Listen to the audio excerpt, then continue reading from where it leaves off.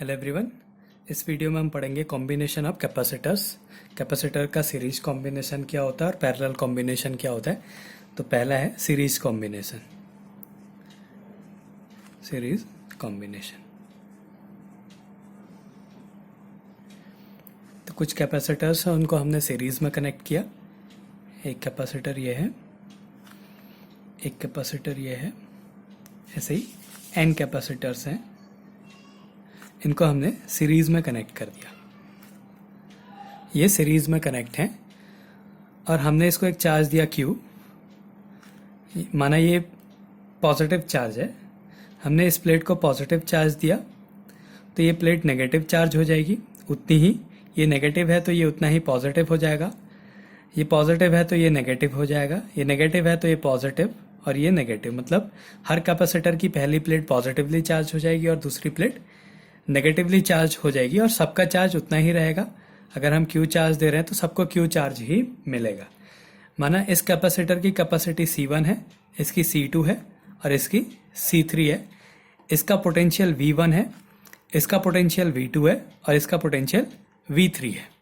या फिर ऐसा भी कह सकते हैं कि हमने इसको एक बैटरी से कनेक्ट कर दिया। ये पॉजिटिव टर्मिनल है, ये नेगेटिव टर्मिनल है, तो तीनों के पोटेंशियल्स अलग अलग रहेंगे लेकिन तीनों को चार्ज, जितने भी कैपेसिटर्स हैं सबको चार्ज जो है सेम रहेगा। तो इसमें क्या होगा, जो नेट पोटेंशियल है वो V1 प्लस V2 प्लस ये nth कैपेसिटर है तो इसको Cn मान लेते हैं, इसका पोटेंशियल Vn हो गया, तो plus dash dash dash Vn हो जाएगा। तो अब हमें पता है कि अगर हम यहाँ से V की वैल्यू निकालें, V equals to Q equals to CV होता है, Q इक्वल्स टू CV होता है, तो V इक्वल्स टू क्या हो जाएगा, Q अपॉन C हो जाएगा। तो माना इस पूरे का नेट कैपेसिटेंस C है और इसको जो नेट चार्ज जा रहा है वो Q जा रहा है, तो जो यहाँ पे V की वैल्यू होगी हो जाएगी Q upon C equals to V1 की value Q upon C1 plus Q upon C2 plus dash dash dash Q upon Cn। सबका चार्ज सेम है लेकिन सबका कैपेसिटेंस अलग अलग है, तो ये सारे कैंसिल हो गए। तो वैल्यू आ गई 1 upon C equals to 1 upon C1 plus 1 upon C2 plus dash dash dash 1 upon Cn। ये हो गया सीरीज कॉम्बिनेशन ऑफ कैपेसिटर। हमने 10th में पढ़ा था कि जो सीरीज कॉम्बिनेशन रेजिस्टेंस का होता है उसमें वो डायरेक्ट ऐड होते हैं और पैरेलल कॉम्बिनेशन में ऐसे इन्वर्स में ऐड होते हैं, लेकिन यहाँ पे उल्टा होता है। ये सीरीज कॉम्बिनेशन का फॉर्मूला है। ऐसे ही अब अगला है पैरेलल कॉम्बिनेशन।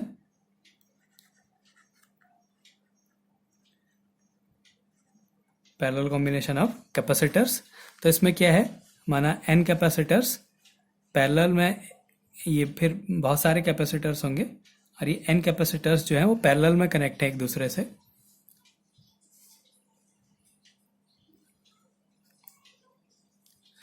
ऐसे कनेक्ट है, माने यहाँ से चार्ज दे रहे हैं, Q चार्ज दे रहे हैं, तो ये सब यहाँ पे जो चार्ज होगा वो Q1 हो जाएगा, यहाँ पे चार्ज Q2 हो जाएगा, यहाँ पे चार्ज Qn हो जाएगा। इसको अगर एक पोटेंशियल दे दें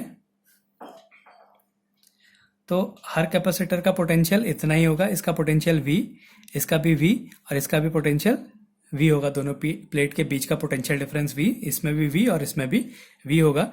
माना इसकी कैपेसिटी C1, इसकी कैपेसिटी C2 और इसकी कैपेसिटी Cn है। तो यहाँ पे क्या है, जो नेट चार्ज है वो हो गया Q1 plus Q2 plus Qn।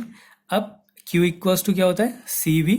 तो इसमें हम क्या करेंगे, CV इक्वल्स टू Q1 की value C1V1 plus C1V constant है दोनों सब में, C1V plus C2V plus CnV। तो सब में V कॉमन आके इससे कैंसिल हो जाएगा, तो C इक्वल्स टू आ जाएगा C1 plus C2 plus Cn। तो ये हो गया पैरेलल कॉम्बिनेशन में नेट कैपेसिटर, जो कि रजिस्टर्स का बिल्कुल उल्टा होता है। वहाँ पे अगर हम रजिस्टर्स को सीरीज में ऐड करें तो आ जाता है R1 plus R2 plus Rn। ये हम आगे करंट के चैप्टर में, करंट इलेक्ट्रिसिटी में पढ़ेंगे भी। ऐसे ही अगर हम पैरेलल में ऐड करते हैं तो 1 upon R equals to 1 upon R1 plus 1 upon R2 1/Rn आएगा, लेकिन कैपेसिटर में बिल्कुल उल्टा होता है। वहाँ पे सीरीज कॉम्बिनेशन में 1/C equals to 1/C1 plus 1/C2 plus 1/Cn, और पैरेलल में 1/C equals to 1/C2 plus 1/Cn होता है। तो इस तरीके से हम सीरीज और पैरेलल कॉम्बिनेशन कैपेसिटर्स के सॉल्व कर सकते हैं।